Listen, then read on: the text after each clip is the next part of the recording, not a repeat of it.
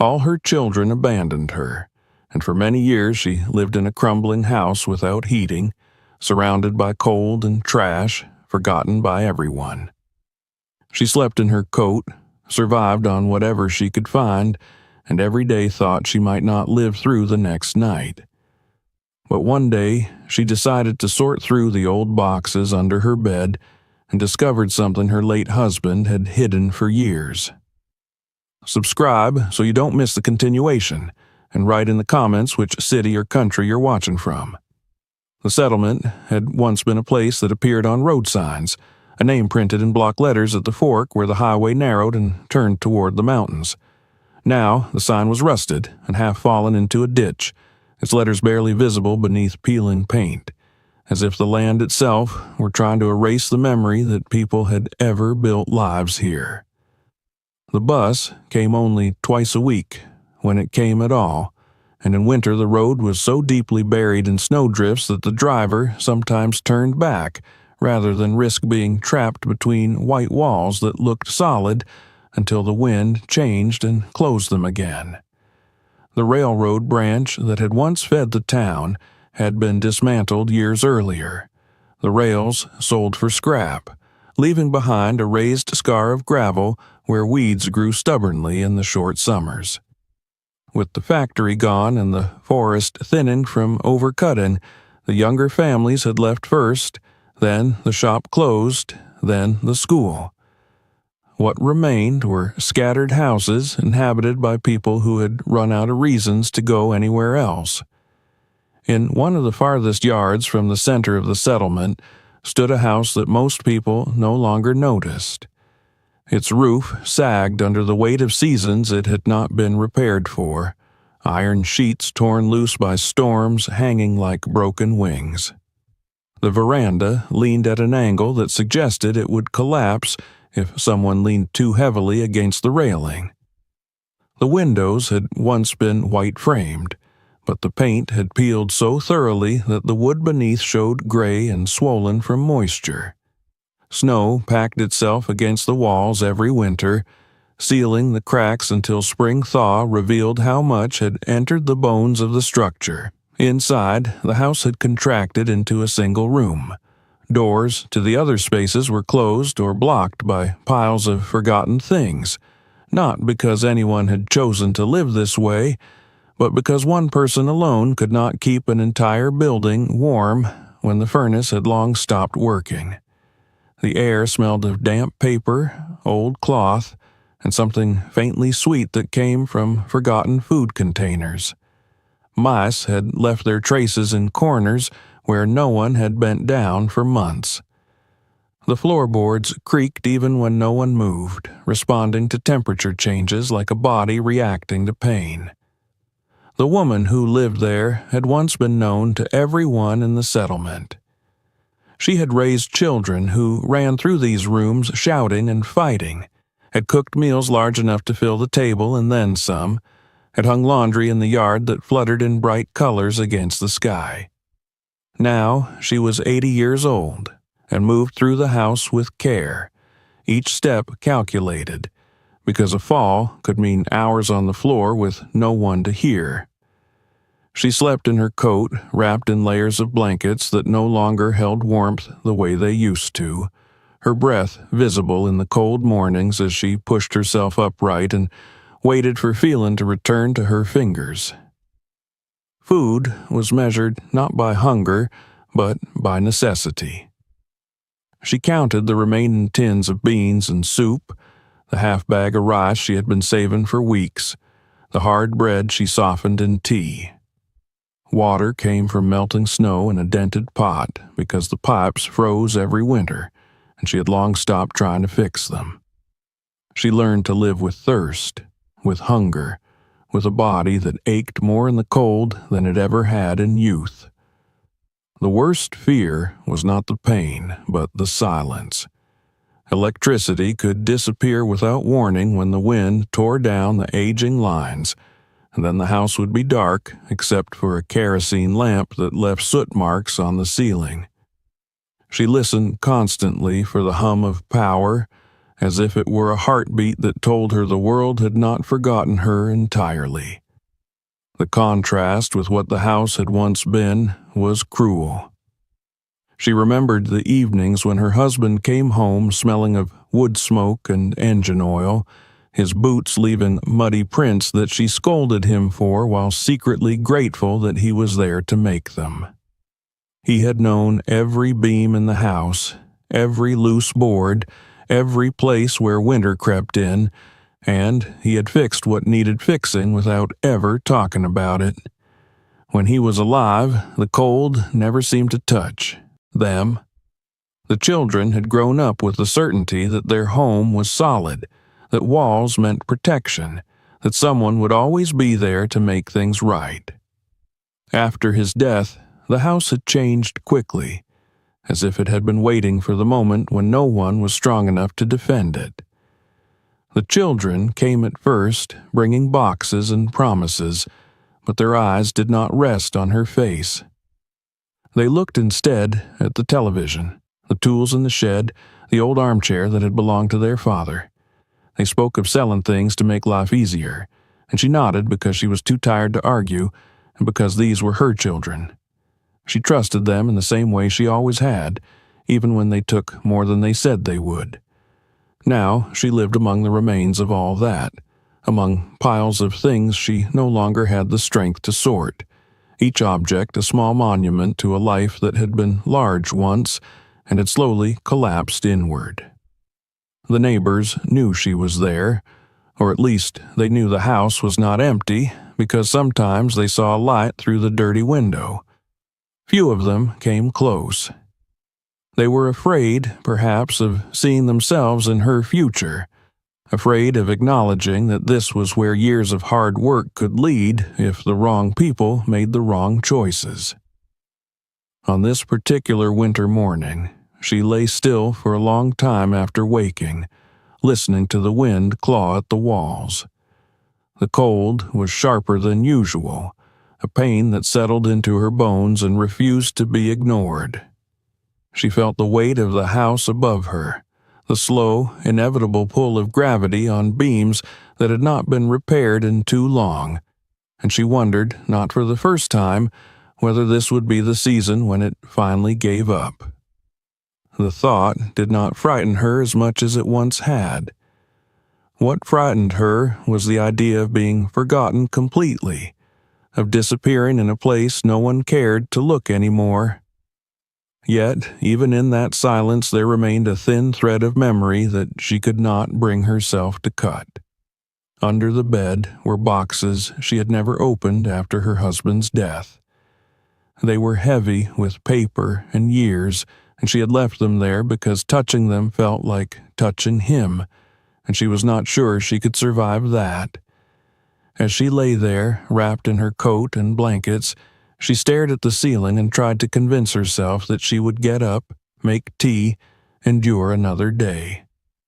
The house creaked in response, as if urging her on or warning her not to wait too long.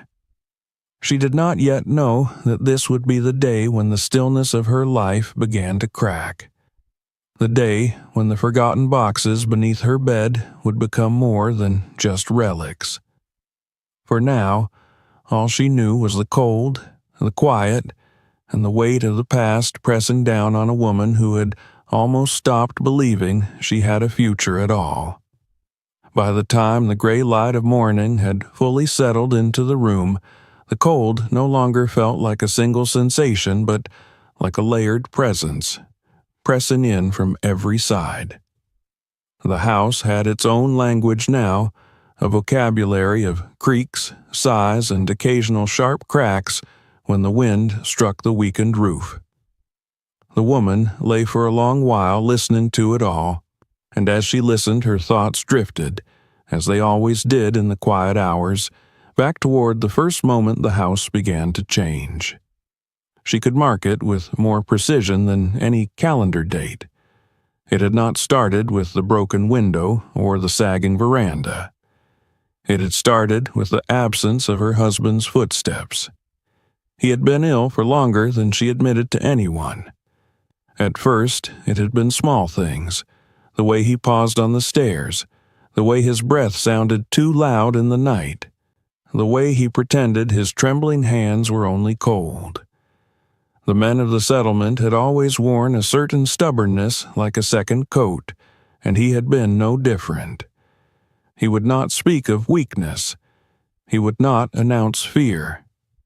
He kept going to the shed, kept splitting wood, kept doing the small repairs that made their house sturdy against winter. When pain forced him to sit, he sat with a fixed gaze as if waiting for the moment he could rise again and return to work. She learned to read the truth in his silences. She learned to measure his exhaustion by the way he blinked. As the illness progressed, the house grew smaller around them. The rooms that had once held noise became quiet. The kitchen table, once surrounded by children, became a place where she lined up medicine bottles and cups of water. The evenings changed.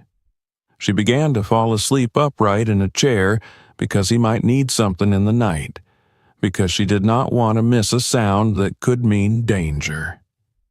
Sometimes she sat beside him and watched his face as he slept, searching for some sign that he was resting rather than slipping away. In those months, the settlement beyond the yard became distant, as if the world had narrowed to the walls they lived inside, and the single fragile life she was trying to keep tethered to it. The children came then, but not with the urgency she had expected.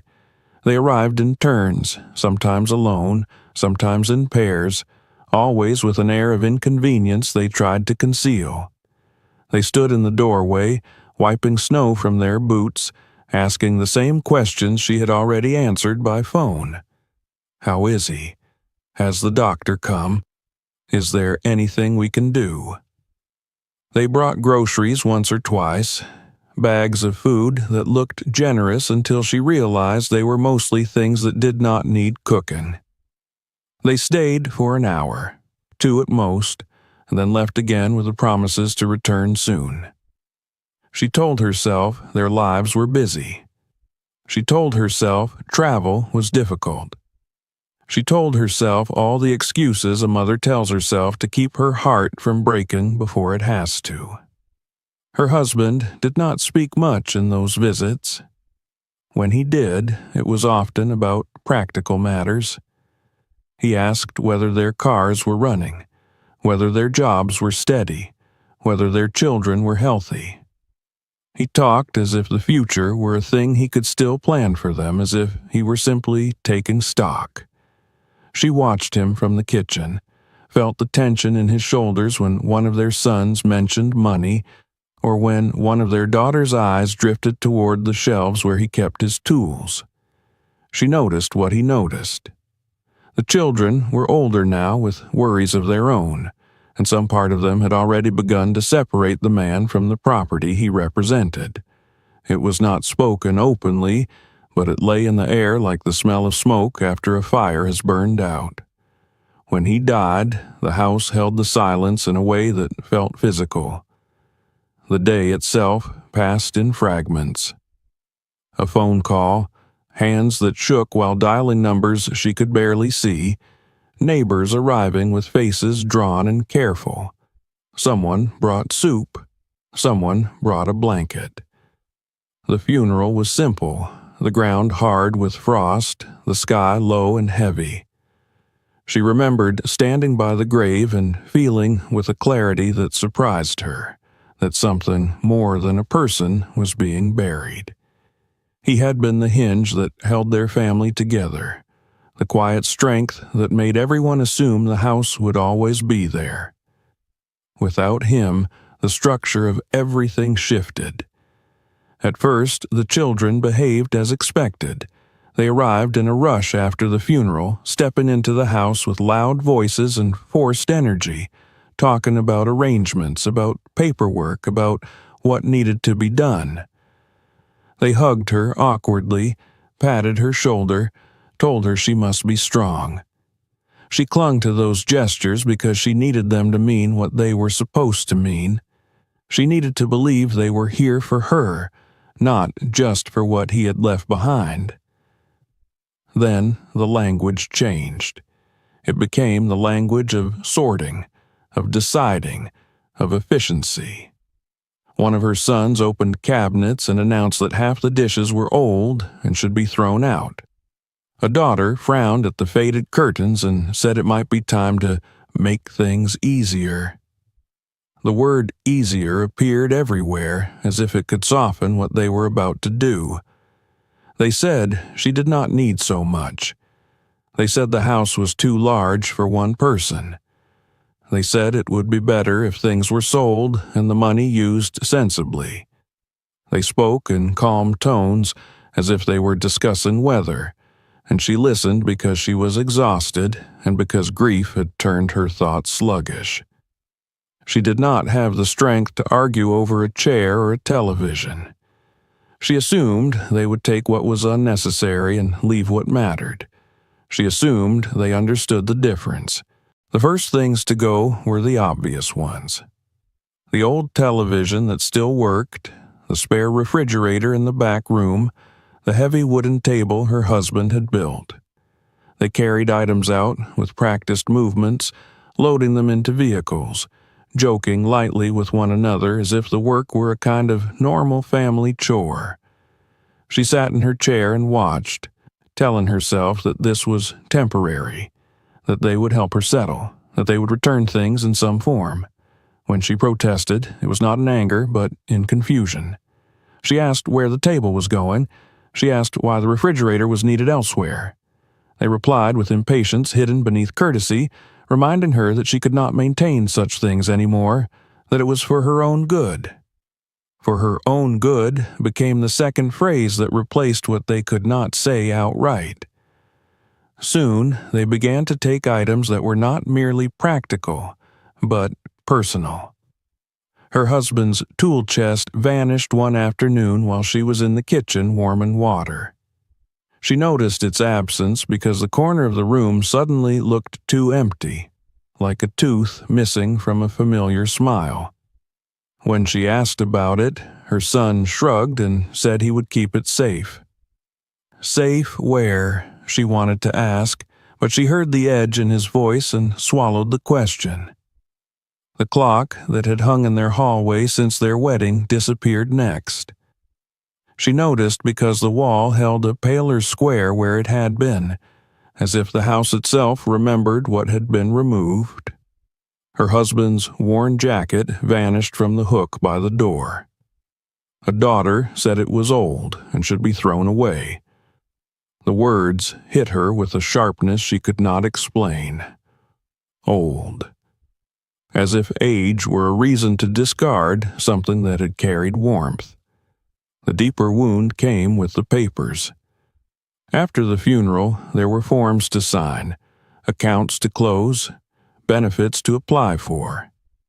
She was not unfamiliar with such things, but her eyesight had worsened, and grief made her reading slow. The children used that.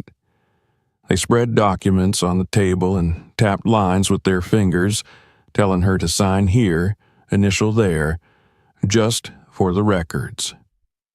They spoke quickly, moving from one page to the next, and she signed because she wanted the burden gone, because she believed they were helping.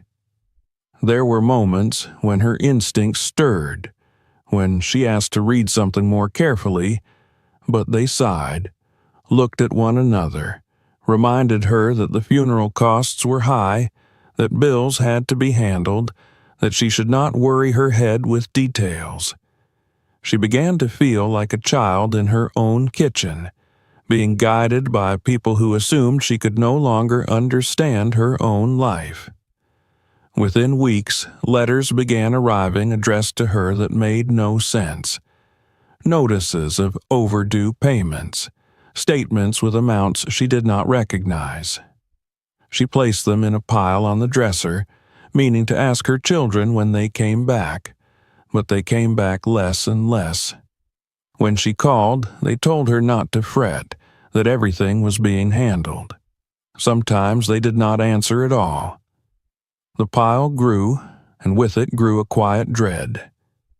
She began to suspect that her signatures had been used for more than paying funeral bills, Yet suspicion felt like betrayal, and she had spent her whole life refusing to believe her children could betray her. It was easier to think she was confused. The final shift happened not as one dramatic departure, but as a thinning. The visits became shorter. The phone calls became brief, then delayed, then rare. One winter, after a storm that knocked out power for 2 days, she tried to reach her eldest daughter. The call went to voicemail. She left a message, then another. Days passed. No response. When her daughter finally returned the call, her tone was distracted, irritated, as if the older woman were a problem that had resurfaced when it was supposed to stay quiet. She said the roads were bad. She said she had work. She said she would come when she could. The woman listened and heard, behind the excuses, something colder than the weather. The truth that her daughter did not intend to come at all unless forced. That was when loneliness became more than an emotional state. It became a condition of survival. The house, still large enough in theory, shrank into a single room because heating the rest was impossible.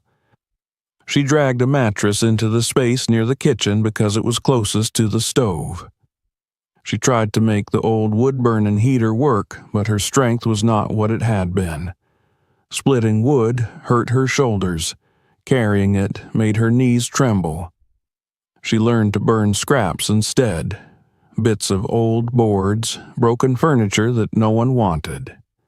Smoke sometimes seeped into the room, and she would sit with the window cracked open despite the cold, afraid of suffocating in the place she was trying to warm. The irony was sharp enough to taste. Illness visited her the first winter alone. A fever that left her dizzy, coughing that burned her chest. She had no car. The bus schedule was unreliable. She considered asking a neighbor, but pride held her back, and so did fear. She had heard the whispers in town about her situation, the way some people spoke of her as if she were already gone. She did not want to become an object of pity. She lay in bed and waited for the fever to pass, telling herself she had survived worse. When it finally eased, she sat up and realized that there had been a night in the middle of it when she truly believed she might not wake again. The thought did not frighten her as much as it should have. What frightened her was the ease with which the world could let that happen. Neighbors offered help in small, awkward ways. Once, an older man from 2 houses down left a bundle of kindling on her porch without knocking. Another time, a woman she barely knew handed her a bag of groceries at the post office and muttered that she had bought too much. The gestures were kind, but they were also limited, as if everyone understood there was a boundary they would not cross. People in such places survived by minding their own business, by not becoming entangled. She accepted the gifts with a nod and returned to her house feeling both grateful and ashamed. The longer the children stayed away, the more her hope turned into something corrosive. At first, she told herself they would return when the season changed, when work slowed, when the roads improved. She waited for spring as if it were not just a season, but an answer. When spring came and no one arrived, she shifted her hope to summer. When summer passed, she waited for the holidays, believing no child could truly ignore a mother at that time of year. Holidays came and the house remained silent except for the wind. Eventually, she stopped marking time by expectations and began marking it by endurance. Another winter survived. Another summer endured. Another year of watching her own hands become thinner, her hair whiter, her joints stiffer. And yet, she did not throw away the boxes under the bed. She did not burn the papers even when she needed fuel. She did not clear out the last of her husband's things. Those boxes became a kind of anchored memory, a proof that the life she remembered was real. Sometimes at night, when the cold woke her, she imagined her husband standing by the stove, steady and silent, as he had been in life. She imagined the children as they once were, small and loud, racing each other through the hallway. The images were so vivid that for a moment she could forget the empty room around her. Then the wind would strike the wall and the illusion would collapse again. That morning, as she lay beneath her blankets in the contracted space of her life, the weight of all those years pressed on her more heavily than the cold. The settlement outside had continued to shrink, and her world had shrunk with it. She had become, in the eyes of those who remembered her at all, a figure of quiet disgrace, a cautionary tale whispered between neighbors who did not want to look too closely. Yet, beneath that tired surface there remained something stubborn that had not died. It was not optimism. It was not even hope in the bright sense. It was a hard, quiet refusal to vanish without leaving any trace. She stared at the shadowed space beneath the bed where the boxes waited, and her mind returned to those first weeks after her husband's death, to the papers she had signed without reading, to the tools and furniture that had vanished, to the pale squares on the walls where objects had once hung. She could not undo any of it, not by wishing and not by regret. But somewhere inside her, perhaps in a place that had been silent for years, a question formed with an unexpected clarity. If so much had been taken, might something have been left behind that she had not yet found? The thought did not arrive like a miracle. It arrived like a small, sharp point of pain that demanded attention. She shifted under the blankets, feeling the familiar ache in her hips, the stiffness in her knees. The wind rattled the window frame again, and the house responded with a slow groan. The settlement, the children, the years of waiting, all of it seemed to press down on her until she could barely breathe. Then, slowly, she pushed herself upright and let her feet touch the freezing floor. She did not yet know what she would find in those boxes. She only knew that remaining still had led her nowhere but deeper into cold and silence. If there was any chance, however small, that her husband had left something more than memories behind, she would have to reach for it with her own hands. And so, with a movement that felt like the first real decision she had made in years, she leaned forward and pulled one of the boxes from the shadows, drawing the past into the weak light of the room as the present waited, tense and uncertain for what might change. The first box was heavier than she expected, not because of any single object inside it, but because of the years it contained. Dust rose when she dragged it into the pale light that filtered through the dirty window, and she had to pause, coughing softly into her sleeve until the air settled again. Her fingers were stiff, the joints swollen from cold, and the cardboard scraped her skin as if resenting being disturbed after so long. She told herself she would open only one box, only to see what was there, but she already knew that this was not the kind of thing that could be done halfway. Either she would confront what she had hidden from herself, or she would slide the box back into darkness and continue as she had, waiting for the next winter to test her endurance. The lid resisted at first, glued by damp and neglect. When it finally gave way, it did so with a faint, tearing sound that made her wince, as though she had damaged something alive. Inside was a confusion of papers, envelopes warped by moisture, notebooks whose spines had cracked, photographs that stuck together when she tried to separate them. She lifted the top layer carefully, setting items on the bed beside her, building a small pile that already threatened to topple.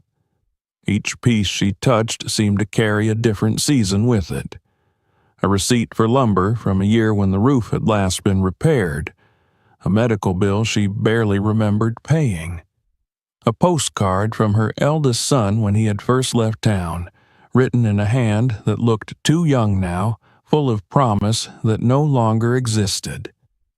She worked slowly, not only because her hands demanded it, but because her mind needed time to adjust. There were moments when she found herself staring at a piece of paper without seeing it, lost in the memory it had summoned. A faded photograph of her husband standing beside the house in summer, his arm raised to shield his eyes from the sun, reminded her the way he used to whistle while working. She could almost hear the sound in the quiet room, thin and bright against the constant wind outside. She placed the photo face down, not because she did not want to see him, but because the weight of his absence was suddenly too heavy. As she dug deeper into the box, the disorder of it became clearer. This was not a collection arranged with any care. It was a dumping ground for things she had not been ready to face. There were official documents mixed with grocery lists, condolence cards resting against old tax forms, scraps of paper on which she had written phone numbers that were no longer valid.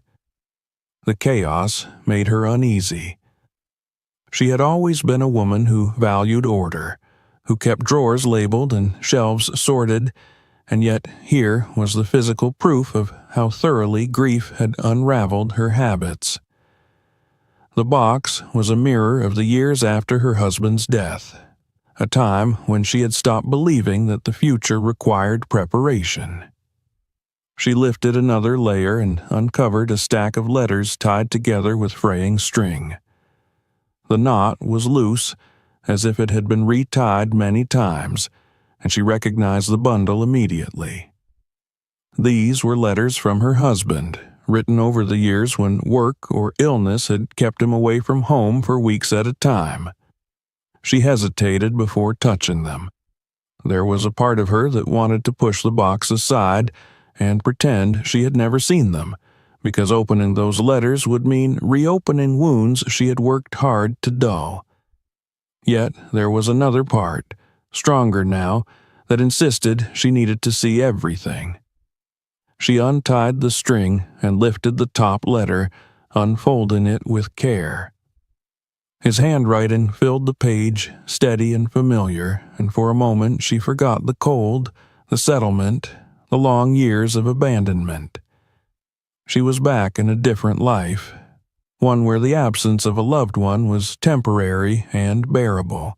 She did not read the letters in full. It was enough to see the opening lines, the way he addressed her, the casual notes about weather and work.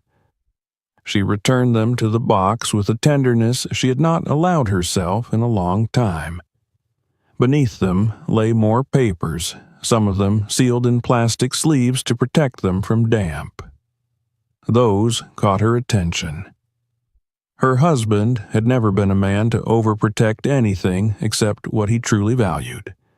She slid one sleeve free and found inside a set of bank statements from years ago, the account numbers partially obscured by time and ink.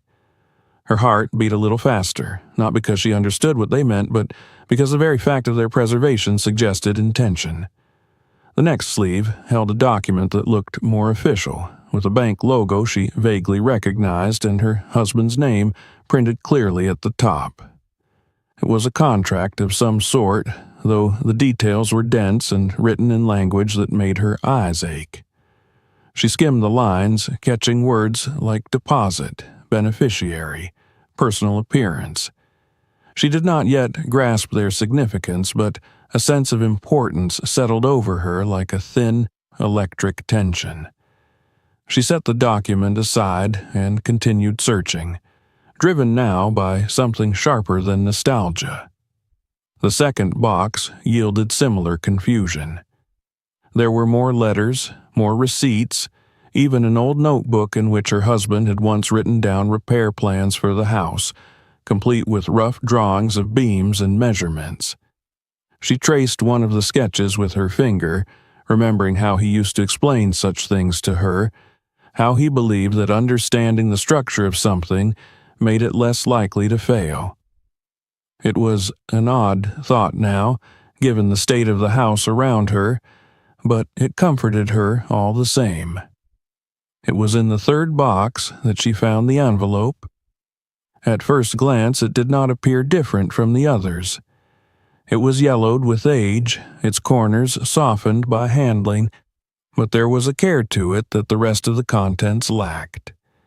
It lay beneath a layer of unremarkable paperwork as if deliberately hidden, and when she pulled it free she noticed that it was still sealed. Her name was written across the front in her husband's unmistakable hand, each letter formed with the slow precision he used when something mattered. She stared at it for a long time without opening it, afraid that if she did, whatever fragile balance she had maintained would shatter. The room was silent except for the faint whistle of wind through the window frame. She became aware of her breathing, shallow and uneven, and forced herself to slow it. The envelope was heavier than it should have been for a letter, as though it contained more than paper. She turned it over, running her thumb along the edge where the glue held it closed. He had sealed it carefully. He had intended for it to be opened. The act of tearing it felt almost like a violation. She slipped a finger under the flap and pulled gently, not wanting to damage what was inside. The paper parted with a soft sound that was louder in the stillness than she expected. Inside was a folded sheet and, tucked behind it, another plastic sleeve. She removed the sheet first and unfolded it. She recognized the date at the top, written months before his death, during the period when his illness had already begun to shadow their lives. The words beneath it were not hurried. They were calm, measured, and deeply unlike the casual notes she had just handled. He wrote of his fear for her future, of his worry that the children would not protect her as they should. He wrote that he had seen changes in them that troubled him, an eagerness to discuss finances, a lack of patience when he spoke of her needs. He did not accuse them outright, but the caution in his language made his meaning clear. He had decided, he said, to make arrangements quietly, not to stir conflict but to ensure that she would have something of her own when he was gone. As she read, her hands began to tremble. He described opening a savings account in her name alone, under conditions that required her personal presence for any withdrawal or transfer. He explained that he had chosen a branch far from their settlement, one he knew their children would never think to search, and that he had kept the paperwork hidden in places he knew she rarely touched. He apologized for the secrecy, writing that he could not bear the thought of her being pressured or manipulated while he was still alive. The final lines were written with a gentleness that made her throat close. He told her that she deserved to live, not simply to endure, and that if she was reading this, it meant he had failed to protect her in person, but hoped he could still do so in some other way. She lowered the letter slowly, as if afraid it might vanish if she moved too quickly. For several seconds she could not make sense of what she had read. The words swam before her eyes, refusing to settle into a coherent meaning. Then, with an almost physical jolt, she understood. Her husband had left her something more than memories. He had left her a path out of the cold. The plastic sleeve behind the letter contained a copy of the account agreement he had described. The bank's name was printed clearly, along with the address of the branch. There were numbers she did not recognize but now understood were vital. There was even a note in the margin, written in his hand, reminding her where he had hidden the original contract should she need it. The meticulousness of it all was overwhelming. He had planned this. He had prepared for her survival in a way she had not allowed herself to imagine. Emotion broke through her restraint then, not as a gentle sadness, but as a flood. Tears slid down her cheeks, hot against the cold skin, and she pressed the letter to her chest as if she could feel his heartbeat through the paper. She thought of the years she had spent waiting for her children to return, of the nights she had lain awake wondering whether she would die unnoticed. All that time, this letter had been beneath her bed, within reach, and she had not known. The realization did not fill her with regret so much as with a fierce, painful gratitude. He had trusted her to find it when she was ready, and somehow on the morning when the cold felt unbearable, she had finally been ready. She did not remain lost in tears for long. The letter had awakened something in her that grief alone never had. It was not simply hope, though hope was part of it. It was a sense of responsibility, as if he had passed her a task that she must now complete. She wiped her face with the back of her hand and began to read the letter again, this time with a practical eye.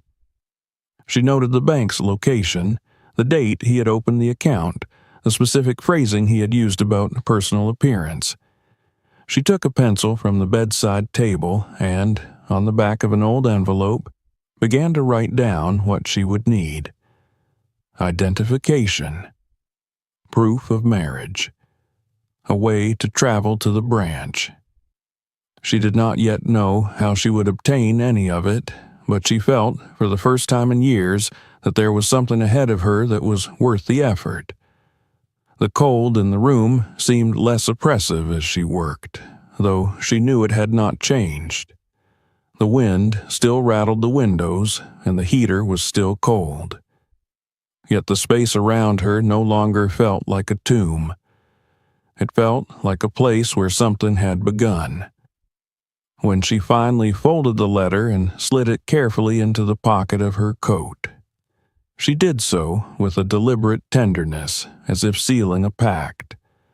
The boxes around her were still full of forgotten things, and she would have to return to them searching for the original documents her husband had mentioned, but that could wait. What mattered now was the shift inside her, the moment when she had stopped thinking of herself as a woman who was waiting to be saved and begun, however hesitantly, to imagine saving herself. She sat on the edge of the bed, holding the envelope in her hand, and looked around the room that had become the sum of her world. The walls were still stained, the floor still littered with the traces of neglect, but there was a difference she could not name. It was not in the house. It was in her. For years she had endured. Now, because of a letter written in a quiet moment of foresight, she felt the faint outline of a future pressing against the present, asking to be acknowledged. The letter remained in the pocket of her coat through the restless night that followed. She slept little, not because the cold was worse than usual, but because her mind refused to settle. Each time she closed her eyes, she saw her husband's handwriting, felt again the weight of the envelope in her hand, heard the imagined firmness in his quiet resolve. The house creaked and sighed around her, but instead of the familiar sense of threat, she felt a kind of urgency, as though the walls themselves were urging her to act before doubt returned. By the time the faint gray of dawn seeped through the grime on the window, she had already decided that she would leave the house that day, something she had not done for any reason other than necessity in longer than she could remember. Preparation became a form of ritual. She stood slowly, bracing herself against the bed frame, waiting for the dizziness to pass. Her movements were deliberate, each step planned to conserve energy she could not afford to waste. From the wardrobe, she took everything that might hold warmth: sweaters whose elbows had thinned, scarves that still smelled faintly of soap from a time when she washed such things more often. She layered them on her body, feeling bulky and awkward but safer. The coat that now held the letter went on last, its pockets heavy with more than paper. She tied her boots with fingers that did not bend easily anymore, then sat again to rest, because she knew from bitter experience that pride had no place in survival. The documents were more difficult. She spread the contents of the boxes she had disturbed across the bed, searching for anything that might prove who she was in a world that no longer seemed to remember. There were old identification cards, some expired, some barely legible, a marriage certificate yellowed to the color of weak tea, a death notice from the local paper with her husband's name printed beneath a grainy photograph. She gathered these into a cloth bag she had once used for groceries, folding each paper as carefully as if it were a fragile glass. She knew it was not enough. She knew there would be questions she could not answer, forms she could not fill without help. Still, this was all she had, and it would have to serve. Before leaving, she paused in the doorway of the room that had become her world. The bed was unmade, the boxes open, the air still thick with dust. She felt an irrational fear that if she stepped outside, something would be taken in her absence, that the fragile order she had begun to impose would collapse. The house had been violated so many times that she no longer trusted it to remain intact even for an hour. She locked the door with the small brass key that hung on a string around her neck, aware that a determined intruder would find it no obstacle, but comforted nonetheless by the familiar click. The yard was buried beneath a crust of snow that broke beneath her boots. The path she had once shoveled regularly had long since disappeared, replaced by drifts that forced her to lift her feet higher than she wanted to. Each step sent a shock through her knees, and she had to stop twice before she reached the sagging gate. Beyond it lay the road, little more than a pale ribbon winding through a field of white. The settlement was quiet, as it always was at that hour, but she sensed movement behind curtains, the invisible awareness of neighbors who noticed her presence and did not quite know what to make of it. She did not hurry. There was no need and no strength for it. The bus stop stood a quarter-mile away, near what had once been the center of town. She walked toward it with the patience of someone who had learned that rushing only brought pain. As she passed houses that were little more than shells now, she remembered the people who had lived in them, the children who had played in their yards. Most were gone. Some were dead. A few remained, aging like her, held in place by habit and the stubborn refusal to abandon the soil that had shaped them. When she reached the bus shelter, a wooden structure with broken slats that offered more symbolic than real protection from the wind, she was already exhausted. She leaned against the wall and closed her eyes, counting her breaths, reminding herself that this was only the beginning. The schedule posted inside was out of date, the times faded and altered by pencil marks from someone who had tried to keep it relevant. She did not know if the bus would come.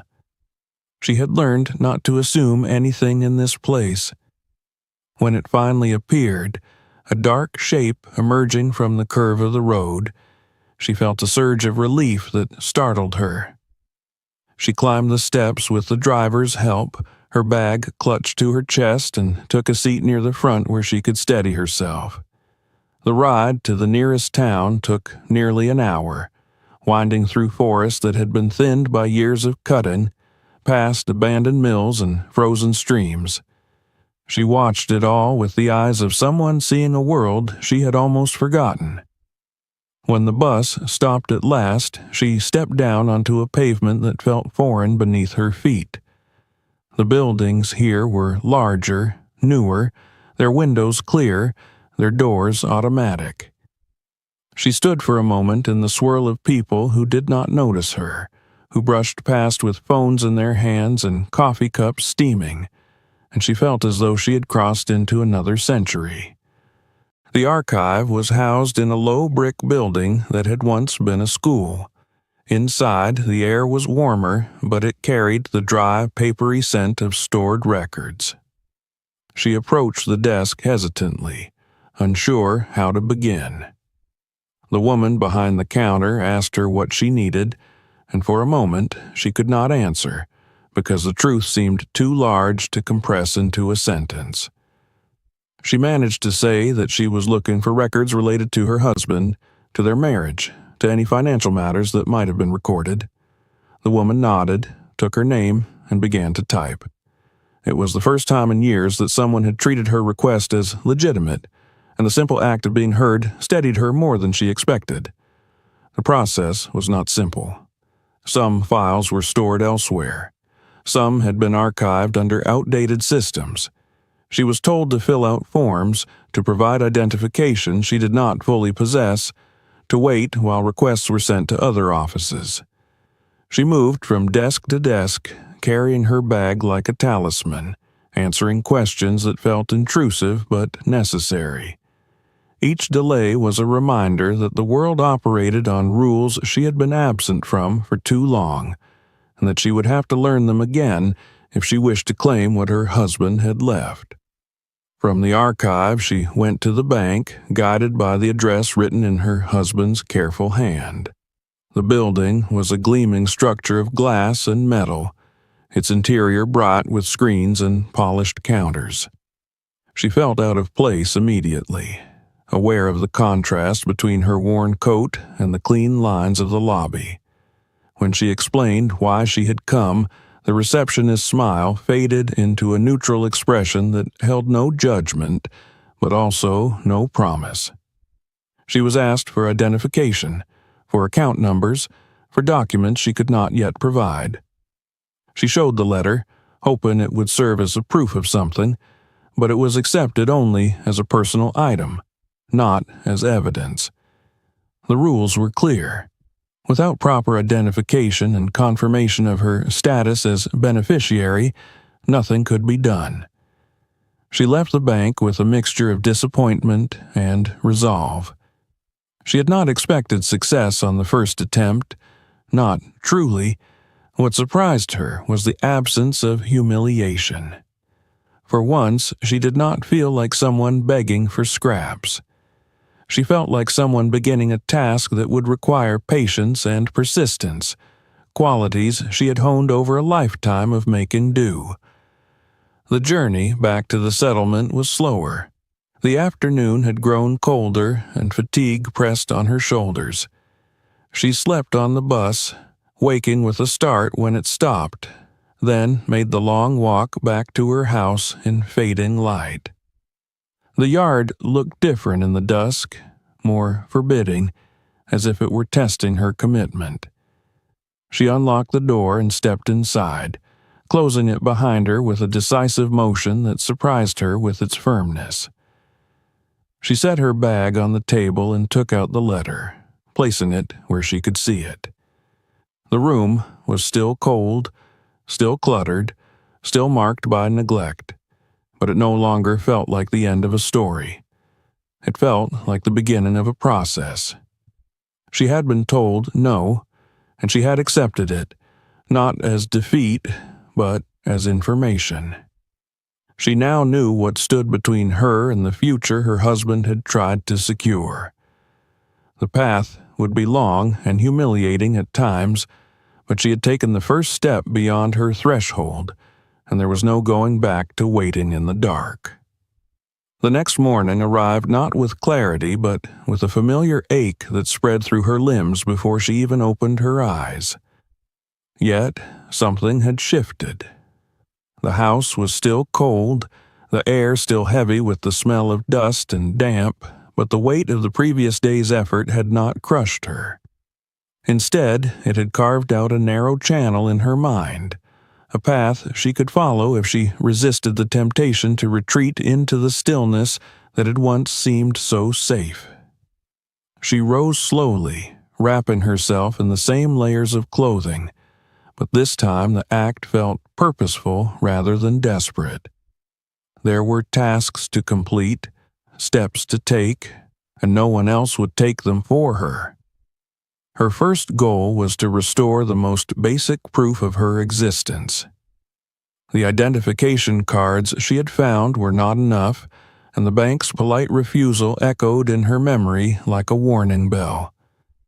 She needed a passport or something close to it, a document that would anchor her in a system that had continued to operate long after she had stopped participating in it. The office responsible for such matters was in the same town as the archive, and she prepared herself for another journey with the same care she had used before, adding a thermos of weak tea to her bag and making sure the letter from her husband was safely tucked into the inner pocket of her coat. The trip was harder this time. The exhaustion from the previous day had not fully receded, and every step from the bus stop to the government building felt as though she were walking against a current. The building itself was a maze of narrow corridors and faded signs, and when she finally reached the correct counter, she was confronted with a list of requirements that seemed designed to discourage anyone without stamina. She was asked for birth records, proof of residence, photographs of a specific size, payment of a fee she had not anticipated. Each demand was delivered in a tone of practiced neutrality, but the effect was cumulative, like a series of small blows to her resolve.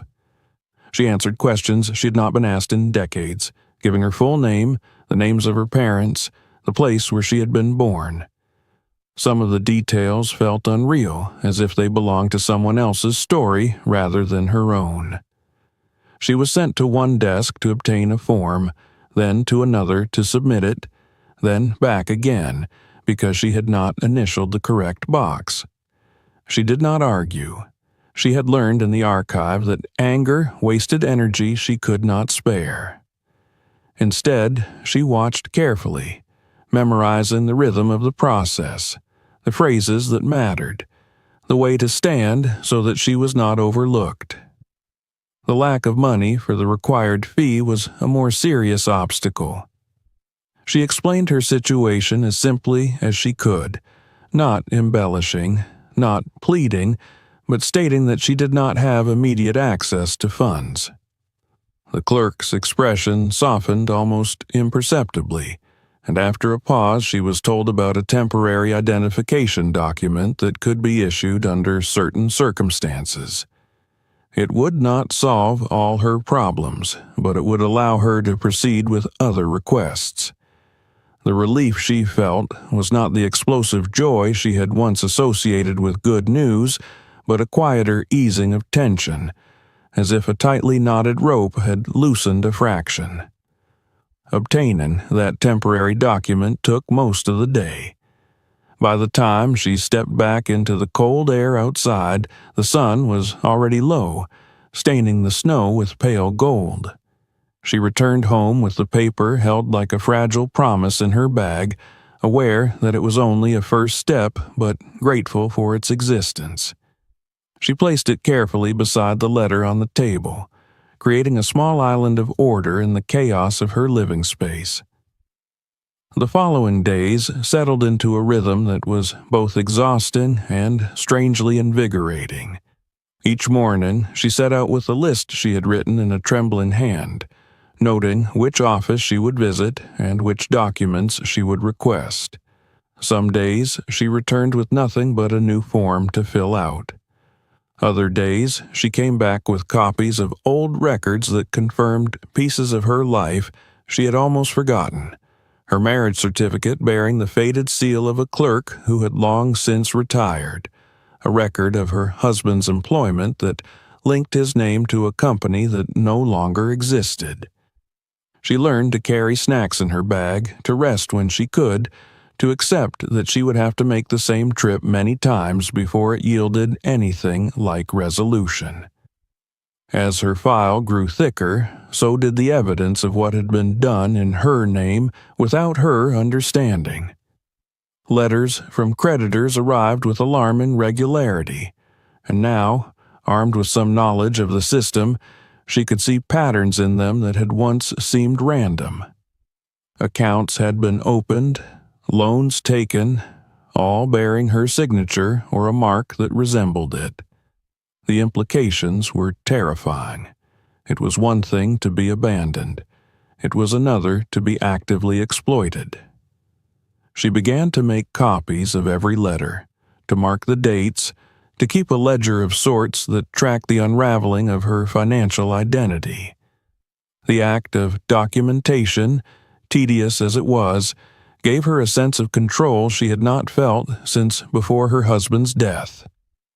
The search for the original contract her husband had mentioned in his letter took place at night, when she returned too tired to travel, but not too tired to continue. She went through the boxes again with a new focus, no longer simply uncovering memories, but hunting for something specific. She checked the backs of drawers, the hollow spaces beneath floorboards he had once repaired, the pockets of jackets that had not been worn in years.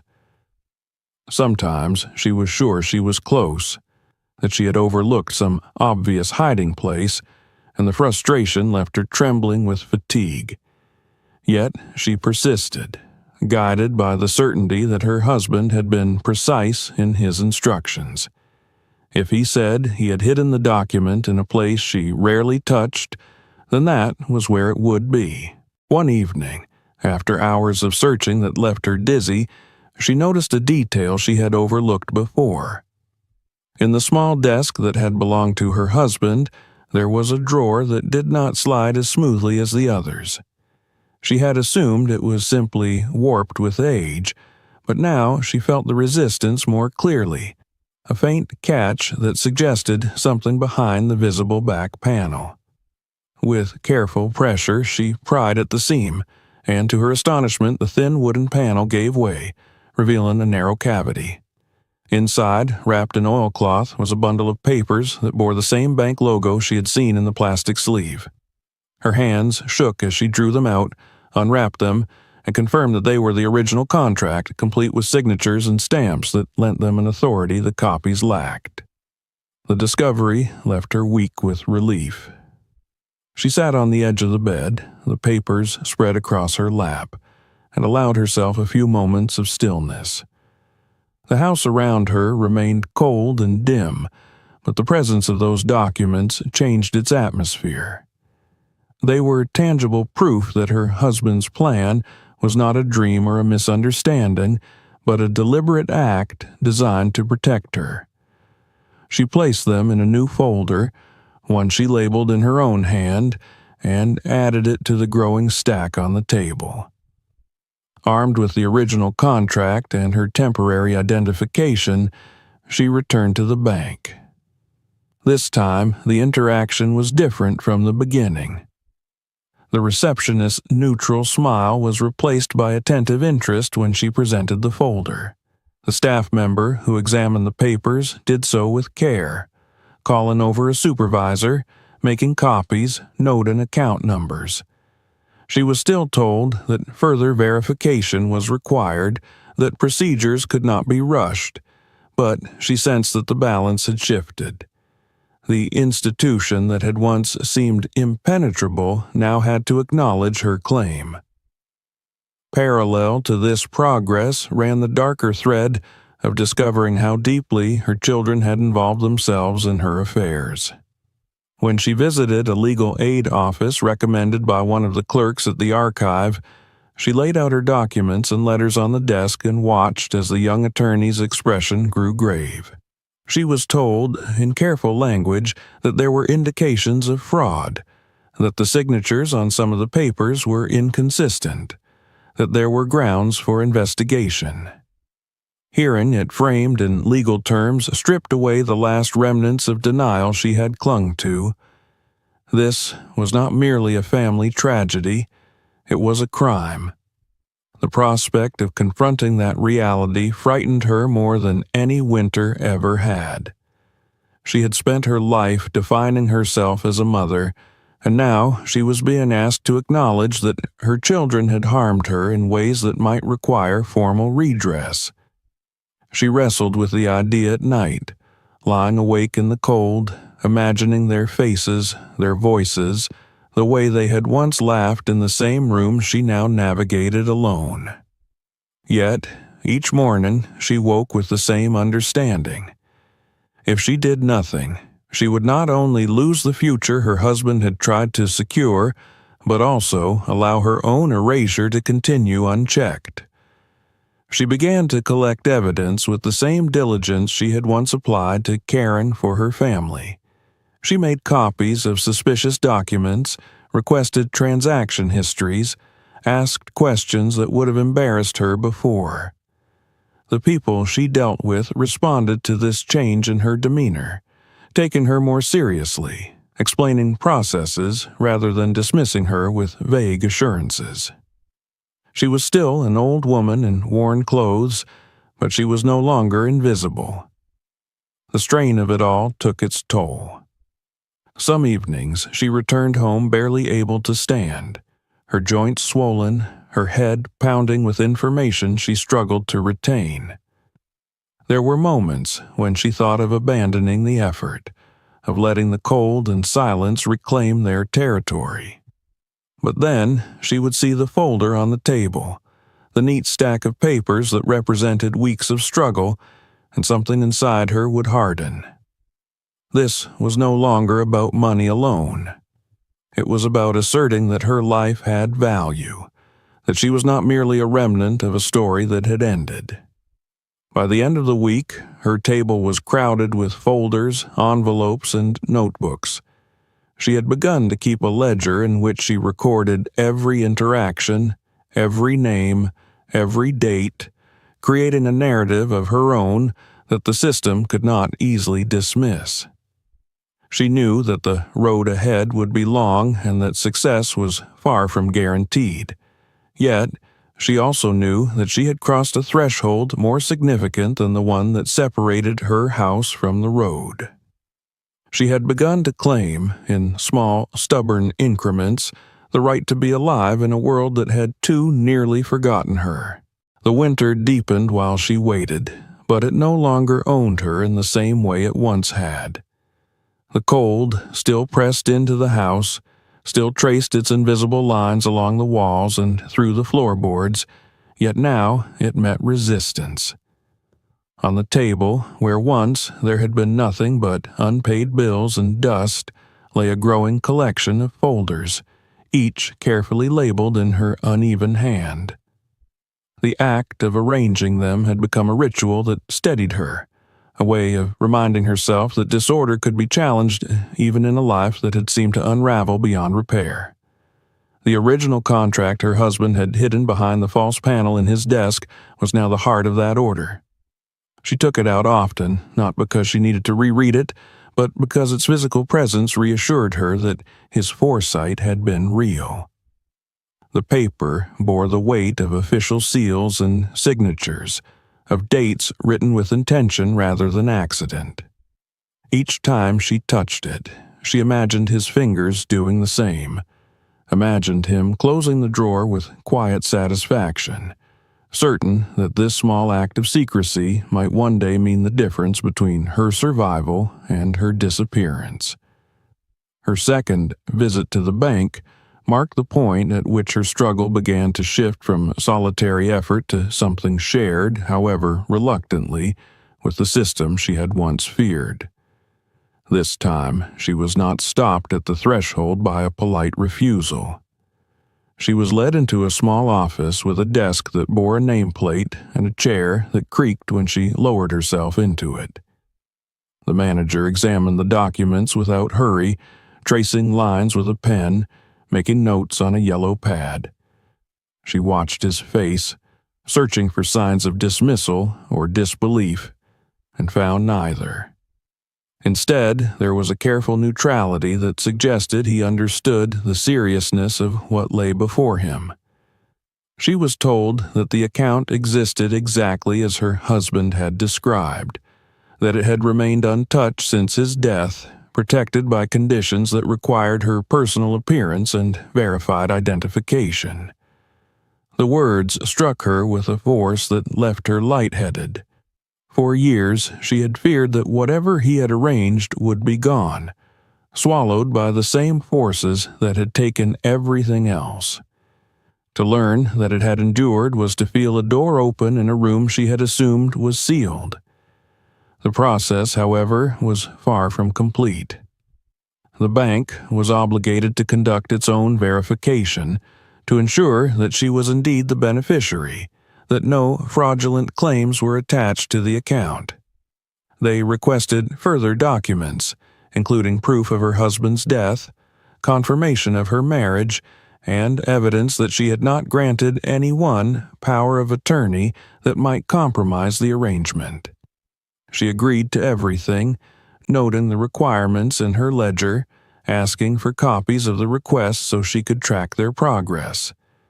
The manager seemed faintly surprised by her thoroughness, and she realized with a quiet satisfaction that she had begun to change how people saw her.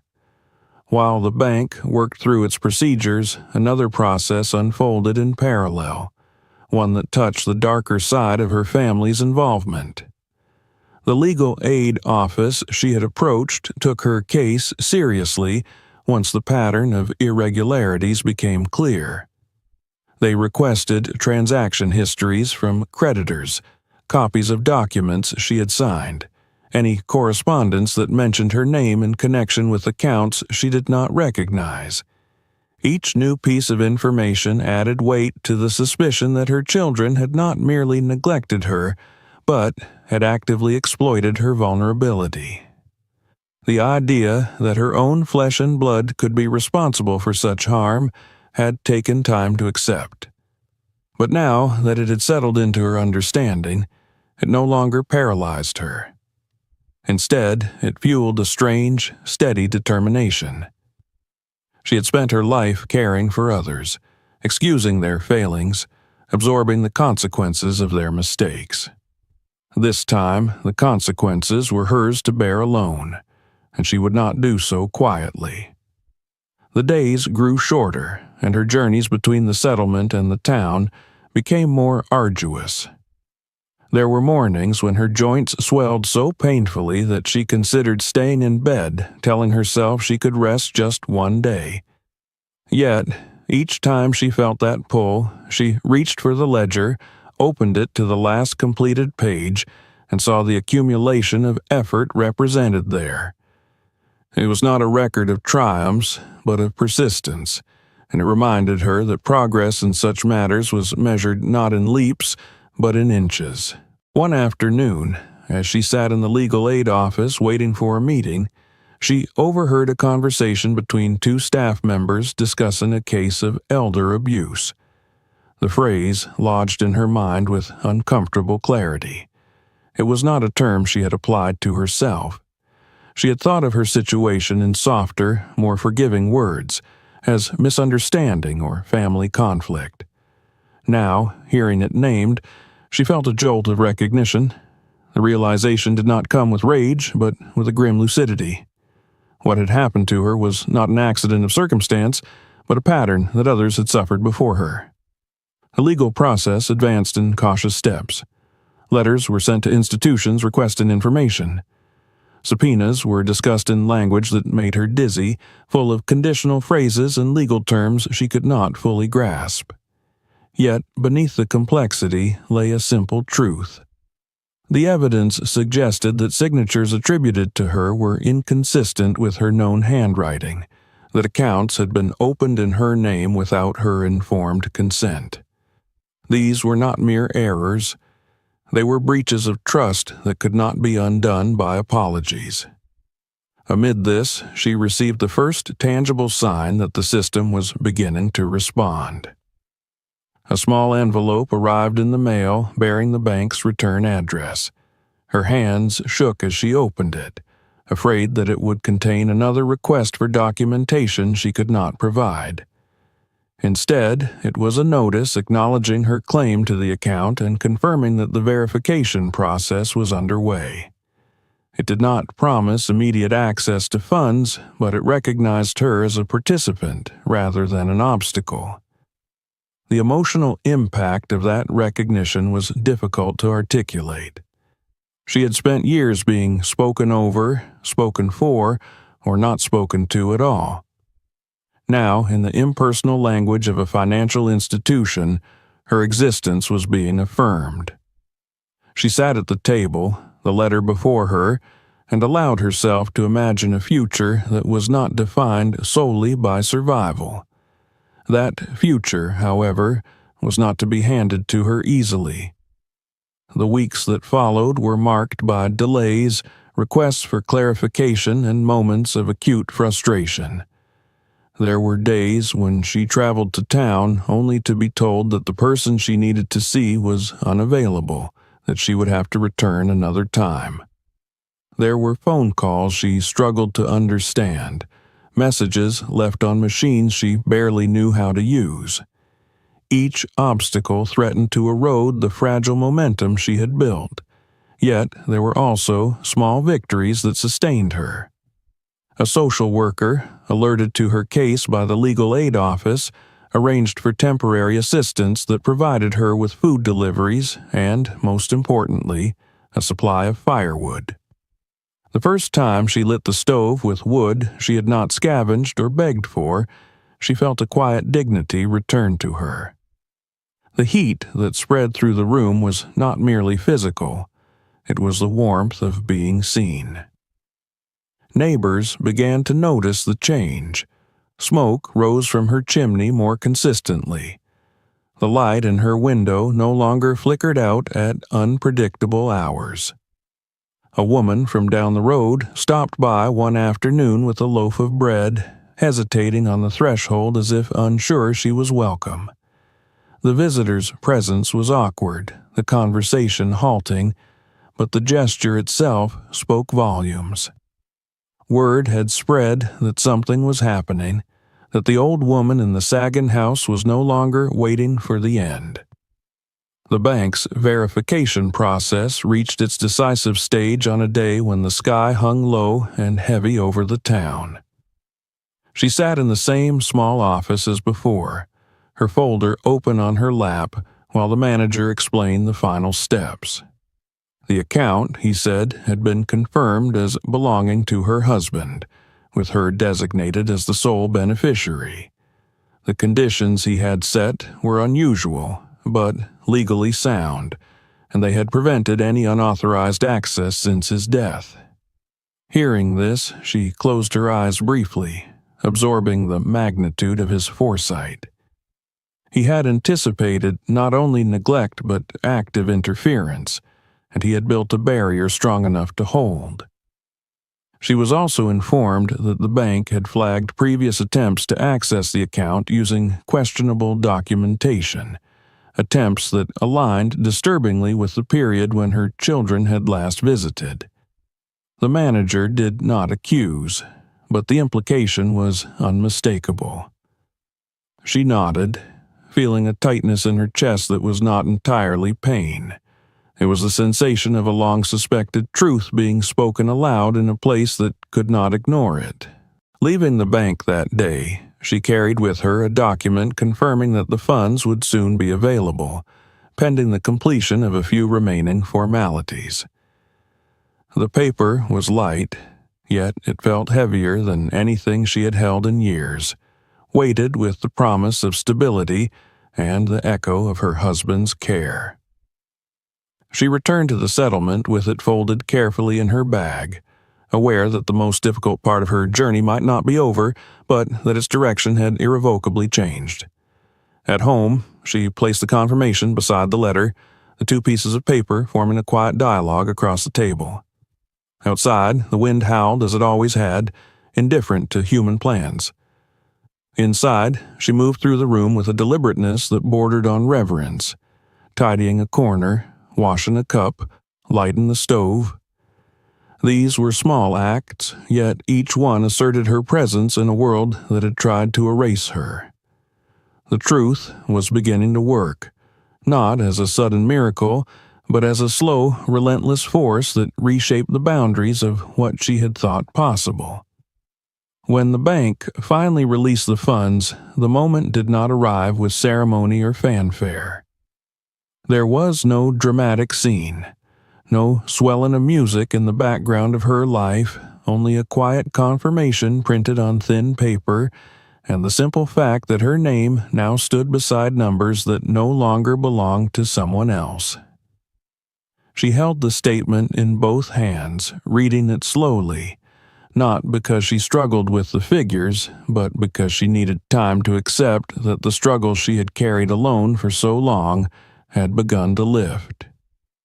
The first decision she made was not about comfort, but about survival.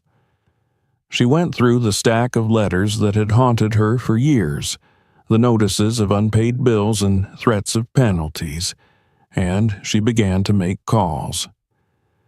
The act was humiliating in a way she had not anticipated, because it required her to admit the full extent of what had been done to her, to explain to strangers why accounts in her name had fallen into chaos. Yet this time she spoke with a steadiness that surprised her. She had documents now. She had a story that could not be dismissed as confusion. One by one, she paid off what she could, negotiating where she had to, closing accounts that had been used to drain her of what little she had once possessed. The relief that followed those transactions was not only financial. It was the knowledge that her house was no longer a target waiting to be claimed by strangers through legal maneuvering. For years, she had lived with the vague terror that someone would appear at her door with a paper she did not understand and tell her that she no longer belonged there.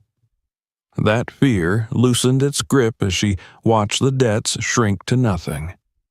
When the last confirmation arrived, she sat at the table and pressed her palm flat against the wood, grounding herself in the reality that this fragile place was still hers. Only after that did she allow herself to think about the house itself. She had grown used to its decay, to the way it absorbed cold and echoed emptiness, but now that she no longer felt as though she were living on borrowed time, she began to see its condition with new eyes. The roof was the first problem she addressed, because it was the most visible symbol of neglect. Water had seeped through its weak spots for years, leaving stains that mapped the slow damage done by seasons she had endured without complaint. She contacted a contractor recommended by a neighbor, a man who had not been to her part of the settlement in a long time, and was startled by the state of her home when he arrived. She did not hide the truth from him. She told him she had been alone, that she had not had the means to repair anything, that she wanted now to do what she could before the next winter arrived. He listened, nodding, his gaze traveling over the sagging beams and warped boards, and then he told her what needed to be done. The price made her stomach tighten, but she did not recoil as she might once have done. She had learned that fear could be confronted with information, and she asked questions until she understood what she was agreeing to. The work began a week later. The noise of hammers and saws was almost unbearable at first, so unfamiliar had the house grown to the sound of purposeful labor. She moved between rooms with care, making tea for the men, watching as damaged sections of roof were removed and replaced with new wood that smelled of sap and fresh cut. For the first time since her husband's death, the house felt like a place where effort was being invested rather than withdrawn. Windows followed the roof. The old frames were pried loose, revealing gaps she had never known existed, and in their place went new glass that reflected the world with startling clarity. When the workers were done, she stood in the main room and looked out at the yard through a window that did not distort or darken the view.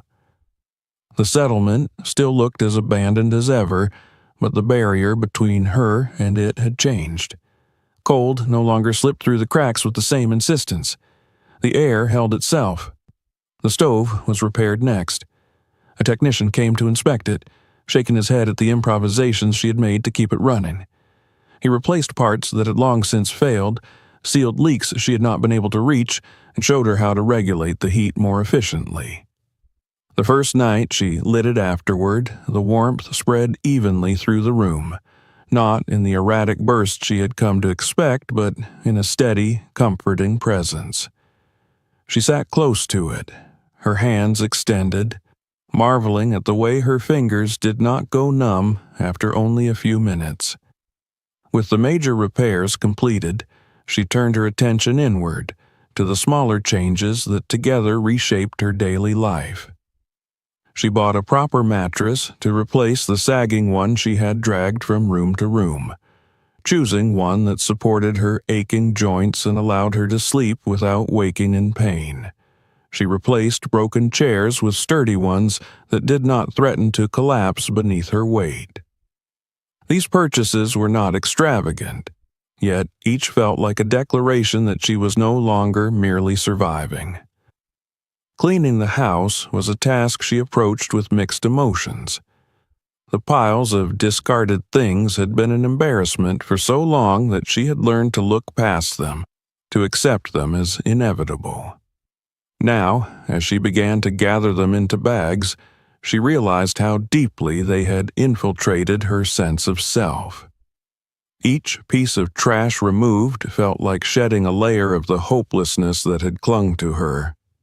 She worked slowly, not wanting to strain herself, but steadily, clearing one corner at a time, opening spaces that had been closed for years. Neighbors took notice. At first it was subtle, a lingering glance from across the road, a brief nod in passing. Then came the questions. Someone asked whether she had family visiting. Someone else wondered aloud if she had sold the house. She answered as truthfully as she could without opening old wounds, explaining that she was making repairs, that she intended to stay. The idea seemed to surprise people, as if they had assumed that her story would end in disappearance rather than renewal. One afternoon, a woman from 3 houses down arrived with a pie balanced carefully in her arms. She stood on the threshold, uncertain, and for a moment they regarded one another in silence. The visitor's eyes moved over the interior of the house, registering the absence of clutter, the presence of light, the warmth that radiated from the stove. She said little, but her expression carried a message that words were unnecessary to convey. The settlement had not expected this transformation, and it did not quite know how to respond. As the weeks passed, the house continued to change. The smell of damp receded, replaced by the scent of fresh paint in places where she had chosen to cover the stains left by years of neglect. She hung a clean curtain in the window, not because she was worried about being seen, but because she liked the way it caught the light. She returned some of her husband's belongings to visible places, not as relics, but as parts of a living space. The clock on the wall ticking softly once more, the chair he had favored positioned near the stove. The most profound shift, however, was internal. She no longer moved through the rooms with the careful avoidance of someone navigating a ruin. She walked with purpose, carrying groceries that she had chosen herself, setting down dishes she intended to wash rather than stack in resignation. She began to cook again. Simple meals at first, then more ambitious ones as her confidence returned. The act of preparing food for herself felt like a quiet rebellion against the years when she had subsisted on whatever required the least effort. In the evenings, she sat at the table and wrote in the notebook that had once been a ledger of grievances. Now it became something else. She recorded not only tasks and appointments, but also observations, the way the light shifted across the floor at a certain hour, the sound of the stove settling into its rhythm after she fed it new wood. These details anchored her in the present, reminding her that life was no longer something happening elsewhere. The settlement did not change. It remained a place of empty houses and long silences, of people who had learned to keep their hopes modest. Yet, within that static environment, her home became a small point of contrast. At night, when the wind still howled across the fields, her window glowed steadily, a sign not of stubborn endurance but of something warmer and more resilient. The house had ceased to be a grave in which she waited for time to claim her. It had become, once again, a place where life was being practiced, in all its fragile, persistent forms. Winter loosened its grip slowly, as if reluctant to concede that anything had truly changed. The snow still lay heavy in the fields, and the road into the settlement remained a pale scar through a landscape that had learned to endure rather than to welcome. Yet, inside the house at the far edge of town, warmth no longer arrived as a fragile visitor, but stayed, settled into the bones of the place. The stove hummed with a quiet consistency. The new windows held the cold at bay, and the air carried a faint scent of clean fabric and fresh wood rather than dust and neglect. She woke each morning to a room that did not feel like an accusation. Her days acquired a shape that was not dictated by crisis. She rose with the light, sometimes before it, not because the cold forced her from sleep, but because she had begun to anticipate the small ritual she had created for herself. There was tea to brew in a kettle that no longer had to be coaxed into boiling. There were pills to take at regular intervals, laid out in a neat row on the table, prescribed after a long overdue visit to a doctor who had listened without impatience to the list of ailments she had learned to treat as inevitable. There was the simple pleasure of washing her face in water that did not sting, of choosing clean clothes from a wardrobe that now held more than the remnants of past winters. Memory remained, of course. It would have been impossible for it not to. Some mornings she reached for the mug her husband had favored and found her hand lingering there, as if the porcelain carried the warmth of his grip. On the wall above the stove hung the clock he had once fixed with his own careful adjustments, its steady ticking now part of the house's revived heartbeat. She had placed his photograph on a small shelf nearby, not as a shrine, but as a companion to the life she was learning to live again. When she passed it, she did not feel the sharp pain that had once followed any reminder of him. Instead, there was a steadier emotion, a sense of continuity that allowed her to move forward without severing the past. The children remained absent. Their names still appeared occasionally in letters from lawyers or institutions sorting through the consequences of their actions, and she addressed those matters with the same calm diligence she had applied to everything else. The bitterness that might have consumed her in earlier years had softened into something more manageable. She no longer searched for explanations that would make their behavior acceptable. She had come to understand that people could be both loved and harmful, that acknowledging the truth of their betrayal was not a betrayal of her own heart. When she signed papers or answered questions related to their cases, she did so without anger, guided by a simple determination not to allow their choices to define the remainder of her life. Spring arrived in hesitant steps. The snow melted in uneven patches, revealing the tired grass beneath, and the road re-emerged as a tangible connection to the rest of the world. She watched the transformation from her window, cup of tea warming her hands, marveling at the fact that she was no longer measuring the season by the question of whether she would survive it. Instead, she began to plan. The patch of earth behind the house, neglected for years, came back into her thoughts. She remembered how she and her husband had once planted vegetables there, rows of beans and tomatoes that had fed them through summer and into fall. The idea of touching soil again, of watching something grow under her care, stirred a quiet excitement she had not felt in decades.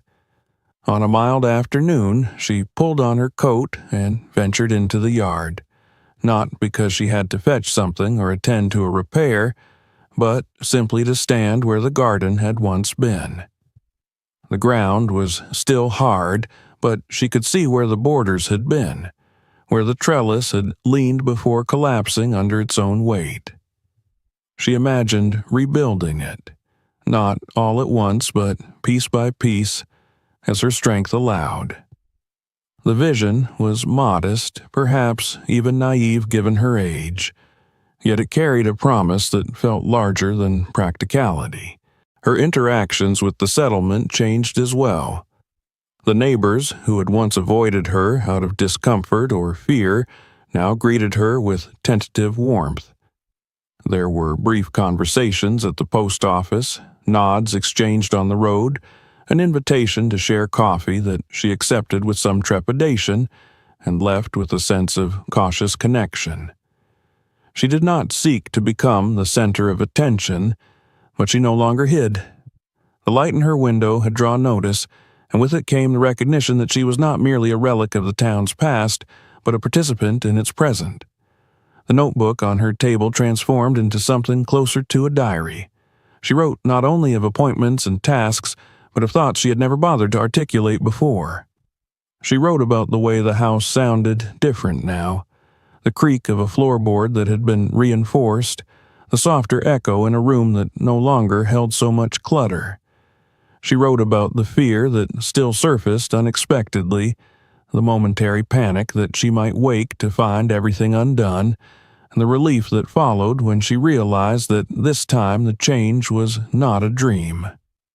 There were moments when she allowed herself to think of helping others, not in grand gestures, but in the practical ways she now understood so well. She began to collect information about the services that had aided her, the legal offices, the social workers, the programs that offered support to those who had slipped through the cracks. She spoke to an elderly man she met at the clinic about how to restore identification documents, and watched as his confusion gave way to cautious hope. It was not a mission she announced or pursued with fanfare. It was simply the extension of a lesson she had learned too late in life, but in time to matter. Evenings became her favorite part of the day. As the light faded outside, she lit the lamp on the table, not because she feared the dark, but because she liked the way it softened the room. She cooked simple meals, savoring flavors she had once ignored in her haste to conserve resources. She sat with her notebook, sometimes writing, sometimes simply thinking, and let the quiet surround her without threatening her. The house held her in a way it never had during the years of neglect, as if it, too, had learned to trust that it would not be abandoned again. On one such evening, with the wind rising beyond the walls and the settlement sinking into its familiar hush, she paused by the window and looked out.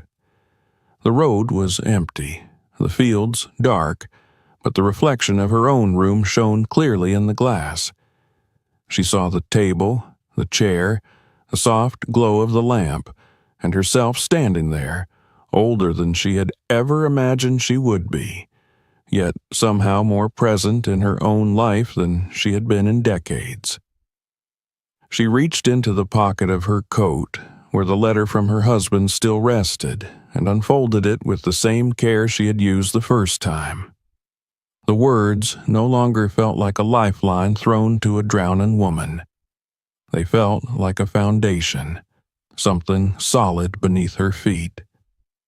She read the final lines again, the ones in which he had written of her deserving to live, and she realized that she had finally accepted that truth.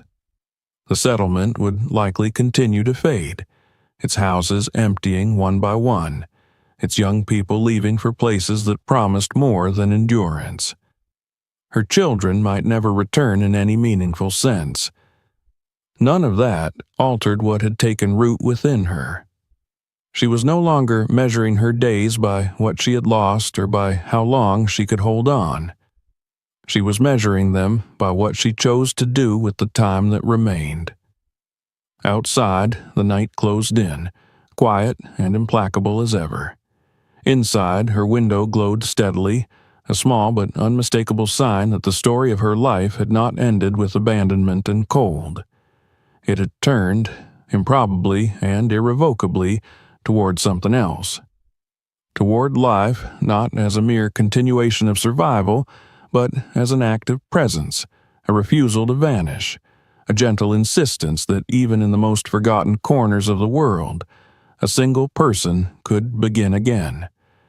If this story touched you, don't let it end here. Subscribe to the channel and turn on notifications so you don't miss the next chapter and the other stories coming very soon. Watch the next video now and discover what happens in our other powerful real-life stories. And if this episode meant something to you, share it with someone who needs to see it today.